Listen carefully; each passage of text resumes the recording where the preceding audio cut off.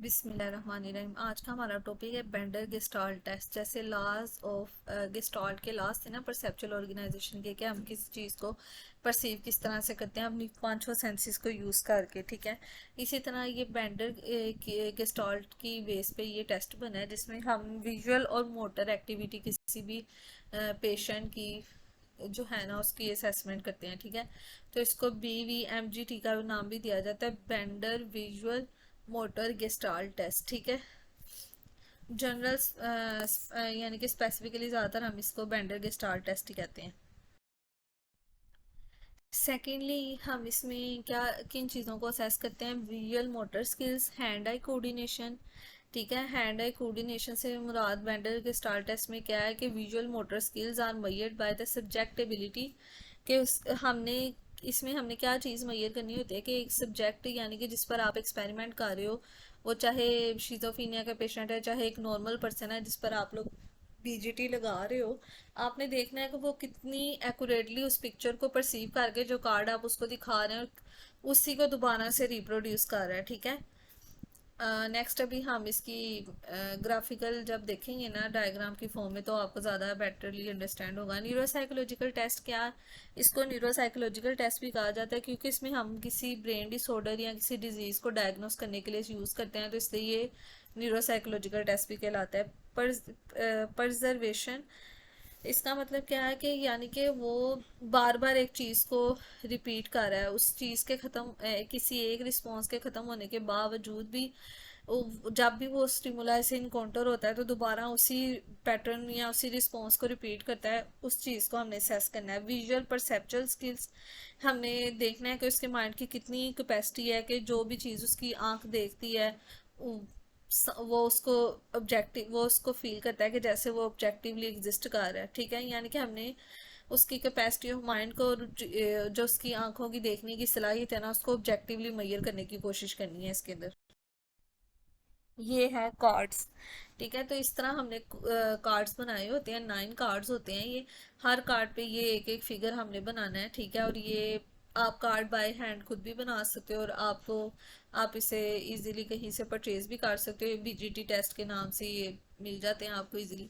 ठीक है, तो आप लोग ये कार्ड्स आप लोगों ने इनको प्रेजेंट करने हैं वन बाय वन। ठीक है, और फिर देखना है कि वो इसको परसीव करके एक्यूरेटली किस तरह से इसी फिगर को दोबारा रिप्रोड्यूस करते हैं। यानी कि जब हम उनको एक कार्ड ये दिखाएंगे और फिर हम उन्हें कहेंगे कि एक दफ़ा हमने इसको दिखाना है और फिर हमने कहना है इसी पिक्चर को बनाने की कोशिश करो। ठीक है, तो जब वो देखेगा इस कार्ड को तो इसका मतलब है वो परसीव कर रहा है, जब वो बनाने की खुद कोशिश करेगा तो वो रिप्रोड्यूस कर रहा होगा। ठीक है, नेक्स्ट इस टेस्ट का ऑथर कौन है? ये लोरेटा बेंडर जो था ऑथर, उसने ये बनाया है टेस्ट। ठीक है, डेवलप किया है। इस टेस्ट को पब्लिश किसने किया था? अमेरिकन ऑर्थो साइकेट्री एसोसिएशन जो है उसमें ये पब्लिश हुआ था। ठीक है, बेंडर के स्टार टेस्ट को बेंडर विजुअल मोटर के स्टार टेस्ट भी कहते हैं। एक साइकोलॉजिकल असेसमेंट इंस्ट्रूमेंट है जिसमें हम क्या इवेलुएट करते हैं? Visual motor functioning and visual perception skill, बच्चों की भी और एडल्ट्स की भी। तो जब भी आपसे क्वेश्चन किया जाए कि बेंडर के स्टार टेस्ट किस चीज़ को मेजर करता है, तो आपने कहना it is a psychological assessment tool use for the evaluation of visual motor functioning. और विजुअली हम किसी चीज़ को देख कर किस तरह से परसीव करते हैं वो हमारी स्किल्स को मेजर करता है। तो visual motor functioning and visual perception skills को इवेल्युएट करता है चिल्ड्रंस में भी और अडल्ट्स में भी। और इसके स्कोर्स हमें ये आइडेंटिफाई करके पता करके बताते हैं कि इसको बंदे को क्या ब्रेन डैमेज है और इसके नर्वस सिस्टम में क्या अभी तक क्या प्रॉब्लम अकर हो रही है जिसकी वजह से इसका नर्वस सिस्टम अभी तक मेच्योर नहीं हुआ। ठीक है, बेंडर के star test psychiatrist Loretta Bender ने 19th सेंचुरी में डेवलप किया था। इसकी डेफिनेशन आगे वही है कि it is a psychological assessment use to evaluate visual motor functioning, visual perceptual skill के, यानी कि विजुअली देख के किस तरह से आप परसीव करते हो किसी चीज़ को। न्यूरोलॉजिकल इम्पेयरमेंट, ठीक है, कि आपकी न्यूरॉन्स में कोई न्यूरो की जो मॉड्यूलेशन होती है उसके अंदर कोई इंपेयरमेंट आई है। एंड इमोशनल डिस्टर्बेंस, यानी इमोशनली तौर पर आपके अंदर कोई डिस्टरबेंस आई है जिसकी वजह से आप जो है किसी चीज़ को सही से देख के प्रोड्यूस नहीं कर पा रहे, ठीक है। ये चिल्ड्रन और adults above age 3 and older पे आप लोग लगा सकते हो। इसको एक स्क्रीनिंग डिवाइस के तौर पे भी यूज़ किया जा सकता है कि पता लगाया जा सके कि इस टाइम उस बंदे के ब्रेन में कोई डैमेज है जिसकी वजह से वो ऐसा बिहेव कर रहा है, या फिर कोई इमोशनली तौर पर वो और सोशली तौर पे उसकी किसी के साथ कोई कंफ्लिक्ट चल रहा है, उसकी वजह से उसके अंदर डिस्टर्बेंसेस आ रही हैं, तो वो जो है इस टेस्ट पे सही से परफॉर्म नहीं कर रहा। प्रोजेक्टिव टेस्ट इसको कहा जाता है, ठीक है, क्योंकि हम इसमें बहुत से पर्सनैलिटी फंक्शंस को असेस करने की कोशिश कर रहे होते हैं, ठीक है। ऑब्जेक्टिव टेस्ट नहीं है क्योंकि इसमें हमारे पास प्रॉपरली तौर पे जो है क्वांटिफाइड रिस्पॉन्सेज नहीं आते। इसमें तो हमें क्वालिटेटिव असेसमेंट भी करनी पड़ती है, साथ साथ उसकी एक्सप्रेशन भी असेस करने होते हैं, उसकी अलर्टनेस, एक्टिवनेस, एक्सेट्रा। पर्पस क्या है कि ये बहुत जल्दी रैपिड यानी कि बहुत जल्दी से एफिशिएंटली मैयर करता है, किसी भी बहुत अच्छे से मैयर करके बताता है किसी भी इंसान की परसेप्चुअल, मोटर और कोग्निटिव डेवलपमेंट को, ठीक है। इससे हम विजुअल मोटर मेच्योरिटी देखते हैं और ये देखते हैं कि वो देख कर किसी चीज़ को कितनी जल्दी वो परसीव कर रहा है। अगर वो देर बाद कर रहा है तो इसका मतलब है उसकी डेवलपमेंटल स्टेज पे कोई डिले आया है जिसकी वजह से वो नहीं अच्छे से इसको रिप्रोड्यूस कर पा रहा, ठीक है। या फिर वो किसी ट्रोमेटिक ब्रेन इंजरी से गुजरा है जिसकी वजह से इसके अंदर ये इशू आ रहा है, ठीक है। तो बेंडर के स्टार टेस्ट जो न्यूरोसाइकोलॉजिकल असेसमेंट टेस्ट की बैटरीज है ना, उन्हीं की एक बैटरी में से ये एक टेस्ट है, ठीक है। इस बेंडर के स्टार को सम टाइम हम ना दूसरे इन कंजक्शन का मतलब है कि मिलाकर दूसरे पर्सनैलिटी टेस्ट के साथ भी मिलाकर यूज़ करते हैं ताकि हम देख सकें कि इस पेशेंट में जो इमोशनल या फिर साइकेट्रिक डिस्टर्बेंसेस आ रही हैं वो किस वजह से आ रही हैं। फॉर एग्जांपल शीज़ोफ्रेनिया का पेशेंट है तो हम सिर्फ उस पर खाली बीजीटी नहीं लगाएंगे, शीज़ोफ्रेनिया के असेसमेंट के लिए हमें उस पर और भी डिप्रेशन के, ओसीडी के और जो जो भी उसके सिम्टम्स होते हैं, नेगेटिव और पॉजिटिव सिम्टम्स होते हैं शीज़ोफ्रेनिया के, उसके अकॉर्डिंग भी स्क्रीनिंग के लिए डिफरेंट टेस्ट लगाने पड़ते हैं। और इसको हम बीजीटी को हम क्लिनिकल सेटिंग्स में भी यूज़ करते हैं और इंडस्ट्रियल सेटिंग्स में भी यूज़ करते हैं। नेक्स्ट ये कार्ड्स की एक और इलिस्ट्रेशन मैंने दिखाई है कि किस तरह से ये कार्ड्स जो है बने होते हैं, क्या इनके ऊपर डिफरेंट फिगर्स बने होते हैं। करेक्टरिस्टिक्स क्या है इस टेस्ट के। ये टेस्ट जो था BVMGT ये डेवलप हुआ था 1938 में, ठीक है, और ये आज तक यूज़ होता है और सेम इसी के इसके टेस्ट मटेरियल्स, इसके स्कोरिंग मेथड, इंटरप्रिटेशन मेथड अभी तक सेम है। इसमें क्या है, 9 ज्योमेट्रिक डिज़ाइंस होते हैं। नंबर्ड सबसे पहले कार्ड पे A नंबर होता है, बाकी पे 1 से लेके 8 तक नंबरिंग दी होती है और 3x5 कार्ड्स की फॉर्म में होते हैं, ठीक है। Most extremely popularly projective test, ये भी प्रोजेक्टिव टेस्ट की टाइप है। ये बहुत छोटा, बहुत सस्ता और बहुत फ्लेक्सिबल, इजीली हर किसी पे हम अप्लाई कर सकते हैं। नॉन वर्बल, बगैर बोले भी हम ये टेस्ट करवा सकते हैं। नॉन थ्रेटनिंग केस में किसी किस्म का कोई खतरा भी नहीं पार्टिसिपेंट महसूस करता और बहुत ज़्यादा यूज़ होने वाला टेस्ट है, ठीक है। रिलायबल भी और वैलिड भी है। क्लिनिशियन के लिए एक डिवाइस है जिससे वो मैयर कर सकते हैं किसी की विजुअल और मोटर फंक्शनिंग को, ठीक है। लिमिटेशन इस टेस्ट की क्या है कि हमें बहुत ज़्यादा गहराई में जाके मालूमात नहीं देता, बहुत सी ऐसी स्पेसिफिक डिटेल्स, और अगर किसी किस्म का उसको न्यूरोलॉजिकल डैमेज आ रहा है तो उसकी वैरायटीज़ में हमें नहीं डिटेल में जाकर बता सकता, ठीक है। बस ये सिंपल यही स्क्रीनिंग करके बता सकता है कि इसके ब्रेन को किसी ना किसी पोर्शन में ना डैमेज हुआ है जिसकी वजह से ये इस चीज़ को विजुअली तौर पे प्रोसेस नहीं कर पा रहा देख के, ठीक है। उसके अलावा हमने ये भी देखने के लिए कि इसका लेफ्ट हेमिस्फेयर डैमेज है, राइट हेमिस्फेयर डैमेज है, उसके लिए भी हम इसको यूज़ करते हैं। Emotional and organic indicators, emotionally तौर पे अब इसके साथ कोई ट्रॉमा हुआ है जिसकी वजह से ये इसके अंदर जो है विजुअल और मोटर इम्पेयरमेंट आई है, या फिर organic indicators, organic mean biologically तौर पे इसको बाय बर्थ ही इसके अंदर ये प्रॉब्लम आई है, पेरेंट्स टू ऑफस्प्रिंग, ठीक है। तो इसकी वजह से जो होता है समटाइम रिस्क भी हो सकता है कि हम मिस डायग्नोसिस दे सकते हैं, यानी कि हमें डायग्नोस करने में गलती भी हो सकती है क्योंकि सम टाइम वो प्रॉब्लम जेनेटिकली होती है और हम उसको अच्छे से अंडरस्टैंड नहीं कर पाते, ठीक है। उसके अलावा इसका जो एक ही स्कोरिंग और इंटरप्रिटेशन सिस्टम है, सिर्फ यही है, उसके अलावा और कोई नेक्स्ट न्यू वेरीफाइड स्कोरिंग और इंटरप्रिटेशन सिस्टम नहीं आया, ठीक है। ये भी एक फ्लॉ हो सकता है, क्योंकि जैसे जैसे हमारी इन्वायरमेंट में चेंजेस आती हैं, हम लोग डिफरेंट चीज़ों से इनकाउंटर होते हैं, तो हमारे जो एक्सपीरियंसेस हैं, इमोशनल डिस्टर्बेंस, इमोशनली तौर पे हम किन चीज़ों से डिस्टर्ब हो रहे हैं, स्ट्रेस किस वजह से आ रहा है, तो वो भी हमारे इन्वायरमेंटल स्ट्रेसेस भी चेंज होते हैं। तो आई थिंक सो कि इसके साथ साथ हमें अपनी स्कोरिंग और इंटरप्रिटेशन सिस्टम को भी अपडेट करना चाहिए इस टेस्ट के अकॉर्डिंग, ठीक है। तो इसके अलावा हम इसको सिर्फ एक एक एलिमेंट के तौर पे यूज़ करते हैं, जबकि हमें चाहिए कि जितने भी साइकोलॉजिकल और डेवलपमेंटल टेस्ट है ना, वो भी हम इसके साथ यूज़ करें। खाली बीजीटी की बेस पे हम अपनी डायग्नोसिस नहीं दे सकते कि इस पेशेंट को ये वाला डिसऑर्डर है, ये बीमारी है। इसके साथ हमें और भी डायग्नोस्टिक टेस्ट जो से है ना, ये साइकोलॉजिकल टेस्ट, उनको यूज़ करना चाहिए, ताकि हम अच्छे से स्क्रीनिंग करके बता सकें कि इस पेशेंट को क्या प्रॉब्लम है। एडमिनिस्ट्रेशन यानी कि ये 3 साल से अबव जितने भी एज के लोग हैं उन सब पे हम लगा सकते हैं इसका। ये टेस्ट जोन है ना, इसका कोई टाइम मतलब कि टाइम फिक्स नहीं है, ठीक है। लेकिन स्टैंडर्ड एडमिनिस्ट्रेशन यही कंसिडर की जाती है कि 10 से 20 मिनट्स में इसको ख़त्म करवा दिया जाए। क्वालिफाइड एग्जामिनर, इससे सिर्फ एक क्वालिफाइड ही जो है साइकेट्रिस्ट या साइकोलॉजिस्ट जो जिसके पास स्पेसिफिक ट्रेनिंग है, वो ही एडमिनिस्टर कर सकता है और वही इंटरप्रेट कर सकता है, ठीक है। एडमिनिस्टर का मतलब कि इसके ऊपर टेस्ट लगाना, और इंटरप्रेट का मतलब कि उसकी स्कोरिंग करना। इस तरह ग्रुप में भी आप इसको करवा सकते हैं और इंडिविजुअली भी आप करवा सकते हैं। इस तरह आप इसको आउट पेशेंट यानी कि आउटसाइड द हॉस्पिटल सेटिंग में भी करवा सकते हैं और हॉस्पिटल सेटिंग के अंदर रह के भी करवा सकते हैं। इसमें आपने हर डे कार्ड को ना उसको सिक्वेंशली यानी कि एक सीक्वेंस में उसको प्रेजेंट करना है और उसको कहना है कि उसको रिप्रोड्यूस करे, और साथ उसे एक ब्लैंक शीट ऑफ पेपर दे देना है। जब वो टेस्ट कंप्लीट करने लगा तो आपने उसकी स्कोरिंग को ना जो आपके पास मैनुअल है उसकी बेसिस पे उसकी स्कोरिंग करनी है। इंटरप्रिटेशन भी डिपेंड करती है जिस जो टेस्ट आप किस तरह से यूज़ कर रहे हो, ठीक है।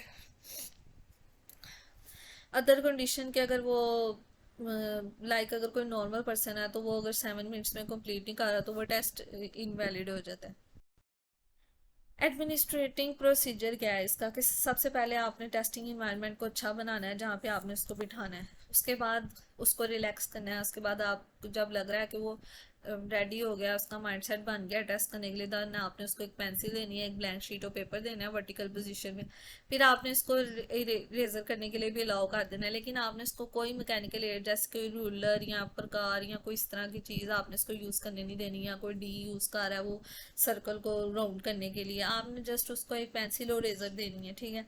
फिर आपने इसको फर्स्ट ऑफ ऑल ये इंस्ट्रक्शन देने के अपना नाम लिखे, एज डेट आज की लिखे, और टाइम स्टार्ट आपने जो आपने टाइम जब उससे टेस्ट कंडक्ट करवाना है ना, आपने रिकॉर्डिंग स्टार्ट कर लेनी है स्टॉप वॉच की मदद से, ठीक है। जब आपने इसको फिर आपने इसको कार्ड्स प्रेजेंट करने से पहले, सीक्वेंशली का मतलब होता है एक सीक्वेंस में देने से पहले आपने इसको वर्बली यानी कि बोल के कुछ डायरेक्शंस देनी है।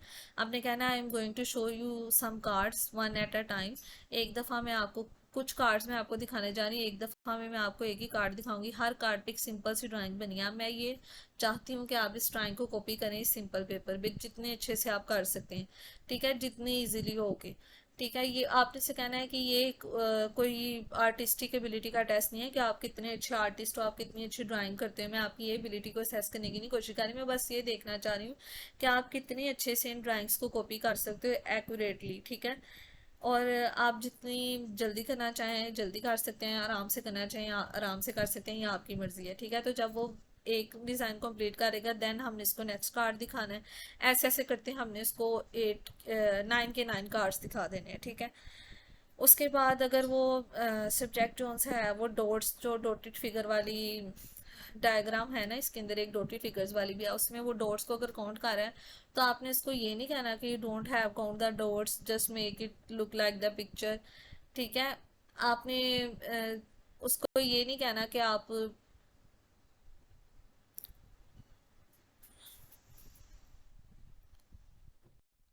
आपने उसको फोर्सफुली मना नहीं करना। अगर वो एक दफ़ा आपने बस उसको ये कहना है कि आपको इन डॉट्स को काउंट करने की ज़रूरत नहीं, जैसे आप कोई पिक्चर में दिख रहे हैं बस आप उसको ऐसे कर लें। इस अगर वो फिर भी कहेगा कि नहीं मैं इसको काउंट करके करना चाहता हूँ, तो आप उसको फोर्सफुली नहीं मना करेंगे। अगर वो ऐसे कर रहा है तो इसका मतलब यह है कि वो बड़ा परफेक्शनिस्ट पर्सन है और उसमें कंपल्सिव टेंडेंसीज हैं। कंपल्सिव लोग कौन से होते हैं, जिनको बेचैनी होने लग जाती है अगर वो अपना कोई काम परफेक्टली ना करे, ठीक है। तो अगर वो फोर्सफुली काउंट करने की कोशिश कर रहा है, तो आपने जस्ट उसको एक मिनट बाद करना है, उसके बाद आपने नहीं करना। ठीक है, जब वो फिगर्स बना के अपने टास्क को कंप्लीट कर लेगा तो आपने रिकॉर्डेड टाइम नोट कर लेना है। उसके बाद आपने इसको एक और शीट ऑफ पेपर देना है, और उसके बाद उसमें आपने इसको क्या इंस्ट्रक्शन, अब आपने इसको ये इंस्ट्रक्शन देनी है कि मैं आपको सारे कार्ड्स जो है ना 5 सेकंड्स के लिए सारे कार्ड्स बारी बारी दिखा रही हूँ, और उसके बाद आपने ना इन 9 के 9 कार्ड्स में से जो भी कार्ड आपको याद रह गया है, जो भी डायग्राम्स आपको याद रह गए ना, फिगर्स, वो आपने बनाने हैं। ठीक है, अब मैंने आपको दोबारा कार्ड्स नहीं दिखाने, सिर्फ एक बार ही मैंने आपको ये 9 के 9 कार्ड्स 5 5 सेकंड के लिए दिखाने हैं, और उसके बाद जोन सा भी आप अपनी मेमोरी में कार्ड रिकॉल कर सकते हो ना, वो आपने इसमें बनाना है।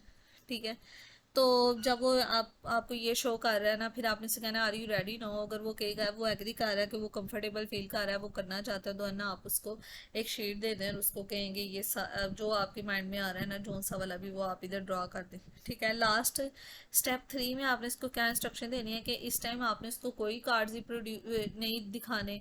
आपने से कहना है विदाउट कोई किसी चीज़ को देखे, पहली दफ़ा में भी आपने इसको एक एक करके कार्ड दिखाया, दूसरी दफ़ा आपने 5 सेकंड्स के लिए हर कार्ड दिखाया, अब तीसरी दफ़ा आपने इसको कोई कार्ड नहीं दिखाना, और इसे कहना है जो सा भी आपके माइंड में आ रहा है ना, वो वाला फिगर आप यहाँ पे रिप्रोड्यूस कर दें।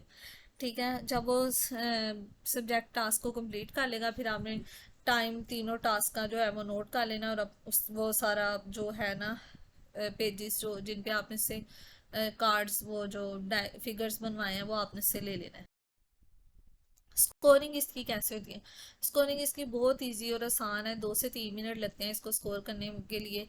ठीक है, इसमें हम कोई फॉर्मूला स्कोरिंग सिस्टम नहीं यूज़ करते, ना कोई इंट्यूटिव स्कोरिंग के बड़ी सोच विचार करके जैसे हम क्वालिटेटिव रिसर्च में स्कोरिंग करते हैं कि ये वाला इस कैटेगरी में जाएगा। ठीक है, रिप्रोड्यूस हमारे रिसर्च कितने अच्छे आ रहे हैं डिपेंड करता है कि हमारी टेस्टिंग सिचुएशन जिसमें हमने बिठा के उससे टेस्ट लिया, और रिलायबिलिटी हमारे स्कोर्स की कितनी है। ठीक है, अब हमने ये देखना है कि हमारे स्कोर्स कितने डिविएट कर रहे हैं नॉर्मल स्कोर से। 0 to 5 में अगर उसका स्कोर आ रहा है तो नॉर्मल है, 6 से 12 में आ रहा है तो बॉर्डर लाइन पर्सनैलिटी डिसऑर्डर है, 13 से above में जा रहा है तो उसको ब्रेन को कोई डैमेज है। ठीक है, साइकोमेट्रिक प्रॉपर्टीज में सबसे पहले नॉर्म्स आ जाते हैं, कि ये नॉर्म्स होता है कि हम किन लोगों पर ये इस टेस्ट को अप्लाई कर सकते हैं। तो हम बहुत ज़्यादा वैरायटी में क्लिनिकल ग्रुप्स हैं, लाइक मेंटली रिटार्डेड लोगों पे भी लगा सकते हैं, ऑर्गेनिकली ब्रेन डैमेज जिनको, यानी ऑर्गेनिकली ब्रेन डैमेज का मतलब है जिन्हें बायोलॉजिकली कोई तौर पर कोई या फिजिकली तौर पे कोई ब्रेन को डैमेज हुआ होता है। ठीक है, साइकोटिक पेशेंट जो रियलिटी से कट ऑफ होते हैं, जिनको अपनी कोई होश नहीं होती, जो इतने वो कह सकते हैं कि बेहिस होते हैं कि उन्हें किसी को मार के भी उनको कोई फर्क नहीं पड़ता। साइकोटिक पीपल वो होते हैं जो रियलिटी से कट ऑफ होते हैं, जिन्हें रियलिटी में रहना ही नहीं पसंद होता, उन्हें पता ही नहीं है कि इसके क्या साइड, अगर हम किसी के साथ इस तरह कर रहे हैं तो इसके क्या इफेक्ट्स आएंगे दूसरे लोगों की ज़िंदगी पे। नॉर्मल एडल्ट्स पे भी आप लोग कर सकते हैं। ठीक है, वैलिडिटी इसकी टेस्ट की क्या है कि इस टेस्ट की 0.50 से 0.80 तक इसकी वैलिडिटी है। ठीक है, जैसे कि सेम जैसे स्टैनफोर्ड और वेस्लर का इंटेलिजेंस स्केल था ना, उसकी भी यही थी। इस तरह रिलायबिलिटी भी इसकी 0.5 से 0.9 तक है। ठीक है, और इंटर कोरिलेशंस उन्होंने निकाले थे, यानी कि टेस्ट रीटेस्ट रिलायबिलिटी भी इनकी चेक की हुई है, कोफिशिएंट चेक किए हैं। कि पहले उन्होंने किंडर गार्डन के बच्चों पे चेक की तो 0.5 आई, दोबारा 8 मंथ बाद दोबारा उन्हीं पे यही टेस्ट लगाया बीजीटी तो 0.90 आई। तो यानी कि रिलायबल टेस्ट और वैल्यू। क्वांटिटेटिव एनालिसिस, अब हम इसका कैसे लिखेंगे क्वालिटेटिव एनालिसिस भी। क्वांटिटेटिव एनालिसिस में आपने उसको पहला कार्ड दिखाना है, और आपने देखना है कि उसने कितनी दफ़ा वो आपसे कार्ड देखेगा, तो क्या एरर्स कर रहा है, वो कितनी दफ़ा एरर कर रहा है। तो पहली दफ़ा देखेगा और उससे नहीं उससे बांध सका, वो दूसरी बार आपसे देखेगा, तो अगर कोई एरर नहीं, पहली बार देख के उसने कार्ड पे जो भी उसके दिल में आया उसने बना दिया तो 0 एरर। अगर दो बार देखेगा, 3 बार देखेगा, तो उसी अमाउंट में ना आपने उसके एरर्स को लिखते जाना है। क्वालिटेटिव एनालिसिस में ये एरर्स जो हैं इनको पहले हम डिटेल में डिस्कस करते हैं, फिर आपको इनकी समझ आएगी। ठीक है, ये क्वालिटेटिव और क्वांटिटेटिव इंफॉर्मेशन ये जो है दोनों हम बीजीटी में कर सकते हैं। ठीक है, उसमें आप क्या करते हैं कि इसमें आप उसकी परफॉर्मेंस को इंटरप्रेट नहीं कर रहे होते, आप देख रहे होते हो। आपने सिर्फ ये देखना है कि जो स्कोरिंग सिस्टम है उसमें जो वैलिड और रिलायबल स्कोरिंग है ना, आपने वही इसके आगे लगा देनी है। ठीक है, बहुत सी स्कोरिंग जो क्वालिटेटिव स्कोरिंग सिस्टम है ना, वो डिफ़िकल्टी बेसिक डिफ़िकल्टीज पे फोकस करता है कि इसमें कौन ने जो पेशेंट ने जो फिगर्स ड्रा किए हैं उसमें कौन सी विजुअल और मोटर एबिलिटीज़ जो हैं वो डैमेज या डिसेबिलिटी को या किसी डिसऑर्डर को इंडिकेट कर रही है। ठीक है, तो सबसे पहले एंगुलर डिफिकल्टी, लाइक उसने क्या किया है कि आपकी जो आपने इसको फिगर दिखाई है उसने इसका एंगल ही चेंज कर दिया, या कोई चीज़ एब्स्ट्रैक्ट कर दी है, या सॉरी ऐड कर दिया कोई नई चीज़ जो उसमें कार्ड में थी नहीं, या कुछ माइनस कर दिया या ख़राब कर दिया या ख़त्म ही कर दिया कोई चीज़ पूरी डायग्राम में से। बिजार डूडलिंग का मतलब है कि कोई फजूल से गंदे गंदे ओल्ड एलिमेंट्स उसके अंदर ऐड कर देगा जिस जो कि आपके ओरिजिनल फिगर में नहीं थे, यानी कि गंदी सी कोई ड्राइंग बना देगा। क्लोजर डिफ़िकल्टी यानी कि वो जो है उसको फिगर को कंप्लीट कर बंद करना नहीं आ रहा, लाइक सर्कल है तो वो सर्कल कंप्लीट नहीं कर रहा, उनमें कोई गैप्स छोड़ है। ठीक है, तो क्लोजर डिफ़िकल्टी। कोहेजन में क्या होता है कि वो फिगर को बड़ा लार्जर बना देता है या बड़ा छोटा बना देता है। ठीक है, या आउट ऑफ प्रोपोर्शन। ठीक है, यानी कि आउट ऑफ प्रोपोर्शन के ना तो बड़ा होता है ना छोटा, पता नहीं क्या अजीब सी चीज़ बना देता है। कोलेजन का मतलब क्या है कि क्राउडिंग ऑफ डिज़ाइंस। ठीक है, या और allowing the end of one design to overlap और touch the part of another design, like वो क्या कर रहा है कि एक दो डिज़ाइन है या एक डिज़ाइन है तो वो एक डिज़ाइन का जो है दूसरे डिज़ाइन के ऊपर चढ़ा के बना रहा है या ओवरलैप कर रहा है या वो टच कर रहा है उसको जो कि ओरिजिनल फिगर में था। ठीक है, कंटेमिनेशन का मतलब क्या है कि वो जो प्रीवियस फिगर है ना जो उसने पहले वाली देखी हुई है वो उसका एक हिस्सा नई वाली जो फॉर एग्जांपल हमने इसको दूसरा कार्ड दिखाया ना, तो दूसरे कार्ड में से उसने जो फिगर का एक हिस्सा है ना वो तीसरे वाले कार्ड की जो जब मैंने इसको दिखाया ना तो उसके अंदर उसने ऐड करके बना दिया है। ठीक है, यानी कि दो डिफरेंट डिजाइन को उसने कंबाइन कर दिया। फ्रेगमेंटेशन का मतलब है कि वो एक पार्ट उसका बना ही नहीं रहा बल्कि वो फिगर्स को जो है टुकड़ों में तोड़ के बना रहा है कि वो ओरिजिनल डिज़ाइन जो है ना वो उसकी पिक्चर को पोर्ट्रे नहीं कर रहा, वो पता नहीं कुछ अजीब सा इसने बना दिया, यानी कि फिगर्स को इतना तोड़ के बनाया है कि ओरिजिनल डिज़ाइन में अब इंटायरली वो ओरिजिनल डिज़ाइन से ना टोटली तौर पे डिफरेंट हो गया। इम्पोर्टेंस क्या है कि जब वो when the examiner draw figure inaccurately, और यानी कि उसने फिगर को इनएक्यूरेटली तौर पे बना दिया और उस हम seems to recognise the error, तो वो बहुत सी और उसे लग रहा है कि उसने बहुत ख़राब सी फिगर बना दी और उसको लग रहा है कि ये ख़राब बनी है और वो बार बार अनसक्सेसफुल अटेम्प्ट्स कर रहा है, यानी कि आपको बार बार कह रहा है मुझे दिखाओ, आप उसको इम्प्रूव करने की कोशिश कर रहा है। उसकी लाइन क्वालिटी भी ख़राब है, मोटर कोऑर्डिनेशन भी, यानी कि लाइंस बनानी नहीं उसको आ रही, रफ लाइंस बना रहा है।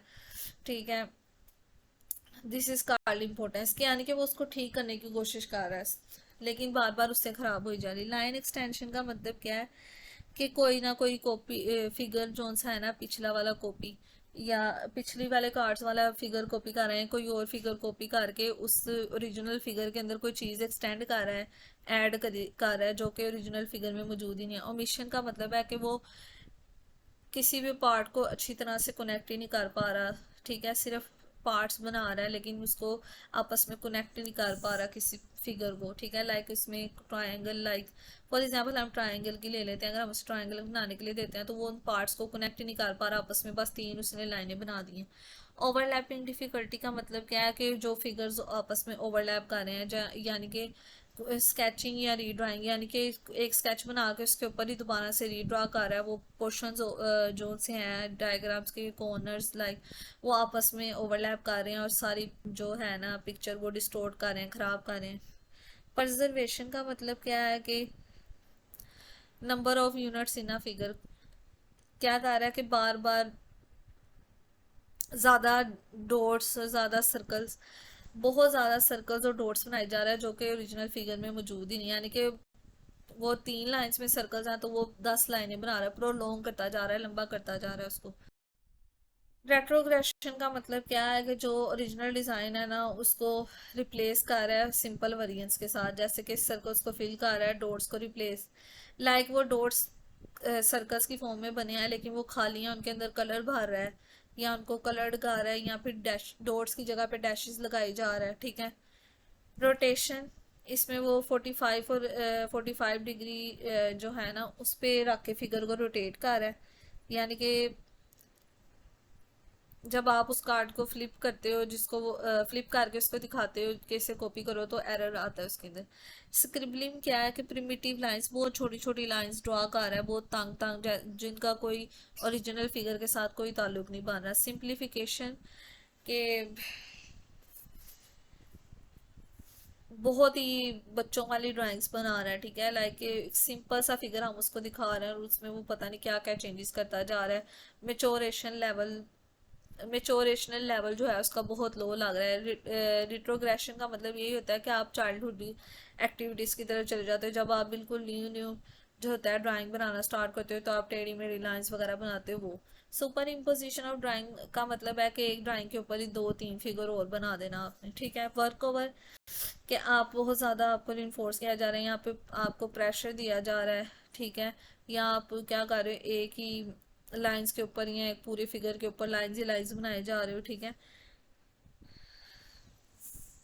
तो जब आप लोगों ने उसके बिहेवियर को ऑब्जर्व, उसके साथ साथ एग्जामिनेशन जो है उस पेशेंट के या पार्टिसिपेंट के बिहेवियर को भी ऑब्जर्व करना है, और फिर लास्ट पे उसको छोटी सी इनफॉर्मली तौर पे उसको इवैल्यूएशन भी बता के जानी है उसके डाटा की। और फॉर्मल इवैल्यूएशन तो आपके लिए होगी ना, जो आपने इसकी क्वालिटेटिव और क्वांटिटेटिव स्कोरिंग करनी है।